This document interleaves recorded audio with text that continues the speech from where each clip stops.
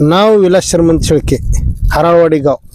2.5 acre कांदा पेरला, तरी त्या कांद्याला ऐन वेळेस भाव पाडला म्हणजे कसं काय, निर्यात बंदी केल्यामुळे झालं. हे आम्ही काय केलं, मोटाड काढला, बळी घातला रानात, बाया मिळी नाही त्या कापायला, एकूण एकाच्यात जाऊन सावडीन कापून घेतला आणि ढीग लावला. आता ढीग पूर्ण नसलाय. आणि काय करायचं, ती नेहलं कांदे सोलापूरला एरडाला तर 300 रुपये मिळाला, बाय मिळते इथे 400 रुपये कामाला. आणि 2 पारगी म्हणलं तर 700 रुपये मागते. 700 रुपये देण्यापेक्षा आपलं घरच्या घरी चिरून ढिगारा घातले, ते त्या ढिगाऱ्यात निम्मा नासका निघाला, निम्मा चांगला निघाला. निघाला तरी 300 रुपये भावाच्या प्रमाण वर चढीना कांदा. ह्याला पाला राहीना, बिगर पाल्याचा कांदा आहे. काय करायचं मग, अशा गोष्टी आहेत त्या.